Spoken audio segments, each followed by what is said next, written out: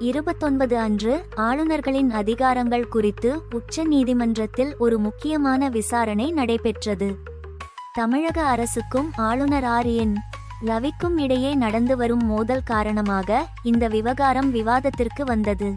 சட்டமன்றத்தால் நிறைவேற்றப்பட்ட மசோதாக்களை ஆளுநர் காலவரையின்றி நிறுத்தி வைப்பதாக தமிழக அரசு குற்றம் சாட்டுகிறது.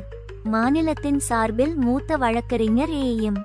சிங்வி வாதிடுகையில், ஆளுநர் ஒரு அரசியலமைப்பு தலைவர் மட்டுமே என்றும் மக்களால் தேர்ந்தெடுக்கப்பட்ட பிரதிநிதிகளின் விருப்பத்திற்கு தடையாக இருக்க அவருக்கு அதிகாரம் இல்லை என்றும் கூறினார். தலைமை நீதிபதி பி.ஆர். கவாய் தலைமையிலான அமர்வு ஆளுநர் ஒரு மசோதாவை காலவரையின்றி நிறுத்தி வைத்து சட்டம் இயற்றும் செயல்முறையை தடுக்க முடியுமா என்று கேள்வி எழுப்பியது. இந்த வழக்கு மத்திய அரசுக்கும் மாநிலங்களுக்கும் இடையிலான அதிகார சமநிலை குறித்து ஒரு பெரிய விவாதத்தை தூண்டியுள்ளது. அடுத்த விசாரணையில் இந்த விவகாரத்தில் மேலும் தெளிவு கிடைக்கும் என்று எதிர்பார்க்கப்படுகிறது.